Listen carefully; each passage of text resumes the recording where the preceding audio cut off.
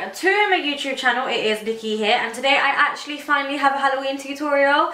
This one is actually just a recreation of someone's work. I'm going to put her links down below.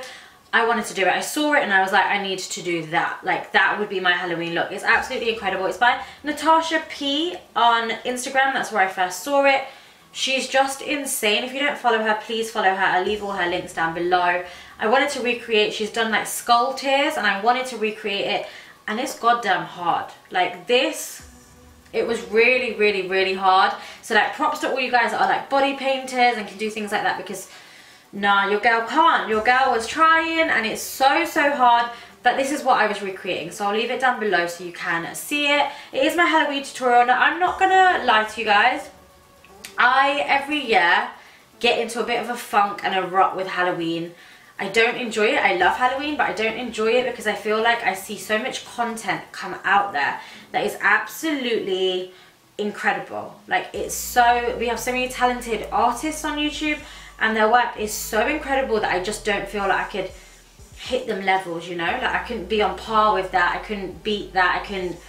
I could only try, but it always gets me down every year. So I did my Diwali looks, and I wasn't actually thinking of doing a Halloween look at all. I'm not too sure if this is gonna go up. I just thought I was gonna practice it anyway, and I thought I would sit down and just film it, so I'm not talking throughout. This is real life. This is me trying to work out how to create this look, and this is what I ended up with. If I'm 100% honest, I think it's good, but I don't think it's amazing. I think it could be improved, like everything in life, but I mean, this is what I came up with, and this is my recreation, and I was going I was going by her pictures, so that's what I was doing, using them as reference. But these are my skull tears. I think that it's a really cool Halloween look. So it's Halloween enough to wear for a Halloween look, but it's glam enough if you're a girl and you don't want to go in blood and gore. I know I personally don't. I like to go like as a cute deer. I like to go something still a little bit sexy. But I feel like this is Halloween enough, but then glam, you know? So let me know what you think of it down below. If you want to see how I created this recreation, then just keep on watching. Okay, so this is how I started off. I just started off with a glad makeup. My eyes were done. I didn't have anything on my cheeks. I had a little bit of bronzer, I think, but nothing really. I started actually off with the NYX Micro Brow Pencil, did I? No, I started off with that. That was too hard. Then I moved to the LA Girl Brow Pencil. Still too hard. So what I ended up doing was just switching to a small detailer brush. This is the MAC Thin, I can't remember what it is. I think it's a 208, and just some brown eyeshadow, and this worked so much better. And I just started mapping out. I was using her photos as reference, as well as skull makeup photos and skull reference photos, all of it. I had it all up, so you'll see me keep checking back just to see if I'm doing the correct thing. Then I went in just to put in the teeth, and I was just doing this kind of like, they look a little bit like little pebbles, I suppose, to start off with. If I'm completely honest, guys, I had no idea what I was doing. I was just practicing, I was playing, but I wasn't being too serious about it, so I guess that's why I kind of just went with the flow. Then I want two openings. I love Natashcha's work where she's got like, it's like two openings where it looks like the bone is hanging over the teeth or somewhat. This is the part that I found really hard. I find it really hard to make it three-dimensional, and that's why I said props to body painters and people that do this for a living, like on their chest. I don't actually know how they do it. I don't know how they visualize it. It's really difficult to get into that mind space, I feel. But I guess it must just be practice. This was actually the second time that I did this. I tried it out just on half of my face last week. So it was a second time, but yeah, this is how it ended up. Anyway, let's move on. I then started doing the tears. This is what this whole concept was about. It was about skull tears, so the skull is only where the tears are dropped, I suppose. I tied my hair up. You can see that I'm a little bit frustrated right now because I don't actually know what I'm doing. I'm using the MAC Chroma Cake, and this is just in the pure white one. And I've taken just a small Real Techniques brush. It's just a small one. And I thought it might help me a little bit if I started adding white to the teeth, so I could start to visualize things a little bit better. What I also tend to do is I'll jump from teeth to eyes to chin. I just jump very quickly when I kind of get frustrated with one area. It's just the way in which I work. So I've just done the teeth, and then I take off the excess of that white because I don't want it to be pure white, kind of like Crispy's half skull. If you guys have seen that, I'll link that down below as well. I don't want it to be pure white. I kind of want it to be like skin but paler, if that sort of makes sense. So I've just started highlighting underneath my eyes. What this is going to do is when you start highlighting and you have that against darkness, it makes that area pop and protrude. So it makes all the areas with darkness look like they're receding. So I guess that is what I have learned about kind of doing face painting and Halloween looks. So I'm going to do the same to both eyes. I'm then going to take some of my matte concealer palette. This is the light concealer palette, and I'm actually going to take that yellow.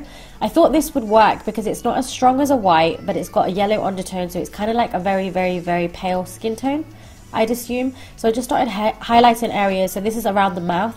This is highlighting areas that are going to be against darkness. So the highlighted area is really going to pop, and it's going to make it look like it's overlaid over that area. We're trying to create optical illusions, which is really difficult. But I'm trying guys, and I'm just using this angle brush right now to do this. This look probably took me about, I would say, 3 hours to do, just because I was trying to figure everything out. Now if you want it to pop even more, I've taken some of that white chroma cake and I've put it just on that edge, and then what I'm doing is I'm putting white in my head. This is what was working. If I put white in the center, it's going to make that area come out more. I need to watch some more body painting videos, but this is what was working in my head, so I was just going with that. And then I wanted to do the little skull area of the jaw as well. So I found it easier to start doing all the lighter areas before I actually moved into any shading or any darkness. I feel like because you don't want your dark to mix with your white, I suppose. Then I went into my Morphe 350 matte palette, and I found this palette to be really good, honestly, just because it's got all the brown tones in it. And I started off with a dark brown. So I started off, you could see me like doing the mouth, and then I've just moved to the eyes because I didn't know what I was doing. And then I've moved quickly over to the teeth, and I'm adding a little bit of dimension. I watched Crispy's skull look, and she was saying that when you do the in-betweens of the teeth, it's kind of like an upside down Y. So that's kind of what I was going for after watching these tutorials and looking at my reference photos as well. And then I joined this area to the mouth. I don't know if I was supposed to do this. I'm not too sure. It just felt a little bit unfinished. And then I want the area at the bottom as well to create a distinct jawline. So I want this area to recede. So I'm going to pop on my darkest colour next to the highlight there as well. Then I'm actually going to move on to shading. And this is when I feel like things start coming together. So I actually used a few different colors. I didn't think there was a point in showing you guys because I was mixing like 5 at once. I was mixing like oranges and browns and red tones to get a bit of dimension. This is what I needed. I needed dimension. If you go in straight with one color, I feel like it's flat. And if I'm honest, I felt like my end result still looked a little bit flat because I don't think I used enough, or I added too much darkness in the end. But we'll get there. I'm just going to start shading all the areas that I think have a lot of what is it, setback, like it's receded quite a bit. So that's what I'm doing here. So I'm doing the mouth area, and then just going to start elongating this. I wanted this area to be a little bit bigger and to really come out and make it look like it was pulled almost. And then I go in with my detailer brush just with the darker brown, and I start outlining that. Again, I will outline and highlight with the white mixed with a little bit of the yellow concealer, just to make it appear like it is really within the skin. I then took orange. It's actually like a brownie orange, a little bit like Saddle from MAC from the Morphe 350 palette. And I wasn't sure at all how to do the teeth. It didn't really make sense to me, so I started colouring them in halfway. And then I've moved on. I've moved on to something else because I didn't know how I was doing the teeth, and I'll probably come back to them. So just creating that highlighted lip with just pure white now, just to make it look like it's popping out, which it doesn't really look like right now, but we'll get there at the end. And then I created like a teardrop. I felt like the teeth weren't looking right, so I created more like teardrop shaped teeth. And then it was really difficult to get around to this side of my face. And I'm just kind of going with the flow, guys. I don't even know why I'm doing a voiceover because I can't really educate you guys as to how I was doing it. I was looking at a photo and then sort of just copying it and trying my best to make it look 3D. But I would say that I did find it really difficult to kind of be in that zone and feel it. I feel like you really need to feel where things are going and feel that this is really sunken in, and then you sort of understand, or you can put the shading there. Like for me, I was looking at reference photos and I was going with Natashcha's makeup photo. I didn't know at this point, I'm going to leave the link down below, I didn't know at this point that she actually had a video. She has a video on YouTube where she's created the look, which if I'd watched, if I knew that it was there, would have been probably so helpful, but I didn't. So this is me just going off reference photos. Just because I really like the concept of it. So again, just taking them darker shades now and receding everything. I wanted to recede this kind of jawline quite a bit, so I brought it in because I didn't want everything to be like smooth and kind of very, you know, like oval shaped. So I've done this, I've just added a little bit of darkness there.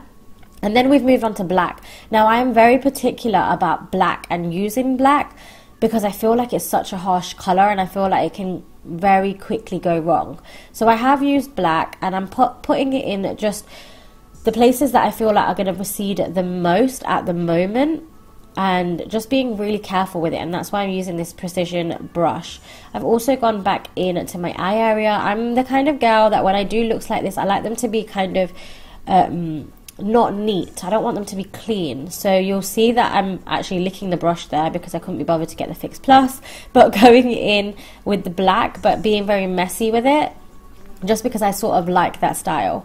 Then I've gone into my mouth area, and your mouth area is probably like where it would recede the most. So right at the end is where you want to hollow it out and add that black. Now I don't even know if this was black enough, but looking at it now, I probably should have stopped kind of here, but I feel like I did continue with the black. So I'm bringing it back in, which I feel like lost me a little bit of dimension that I didn't see that it was losing me at the time, if that sort of makes sense. What I also then found difficult was actually manipulating this so it would look symmetrical on both sides, which it didn't do, but I think that's fine because I think when you cry, and because these are like skull tears, the concept is that you can, it doesn't matter because it would be different as long as it's not one is all the way up to your eye and the other's down to your nose. It doesn't really matter.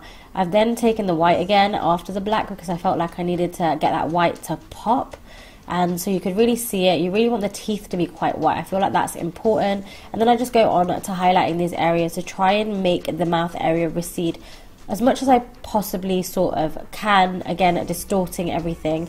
And then I actually took a picture. I was taking pictures to see what it looked like. I feel like that really works when you take your phone out and you take some photos.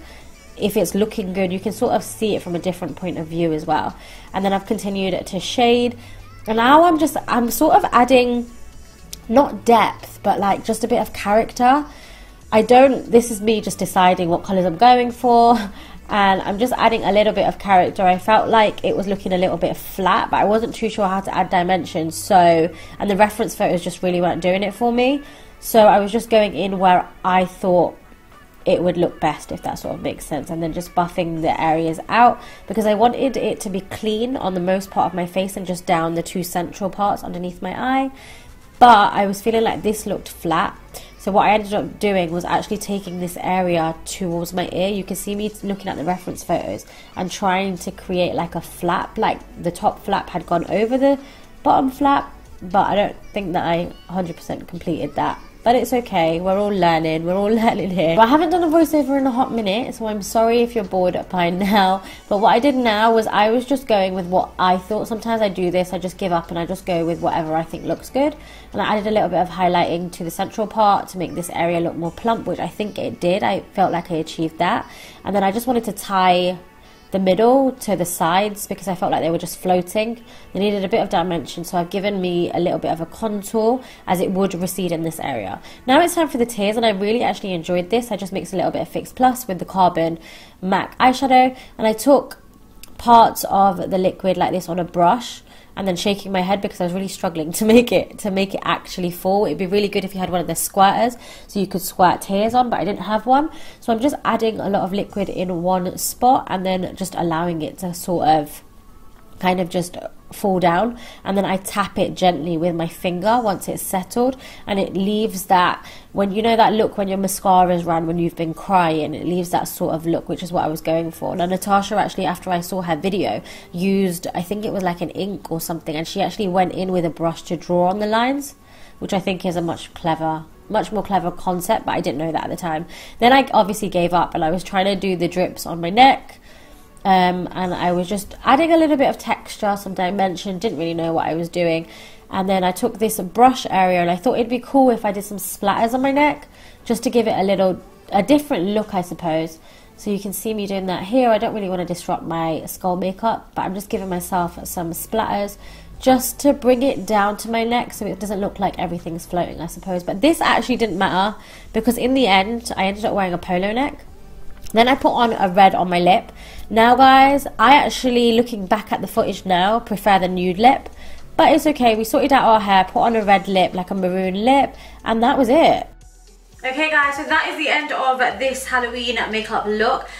I don't even know if this is going to go up. I'll play back the footage and then see. Hopefully you guys do get to see it. I was just playing around. It's nothing actually too fancy. Just playing around, and I thought I'd film it. So I hope you guys really enjoyed this video. If you want to see videos like this, because I do play around and don't film, then let me know down below. Obviously I didn't talk throughout this one, so I hope you guys really do enjoy it. And let me know down below what you thought of the look as well. It is quite Halloween glam.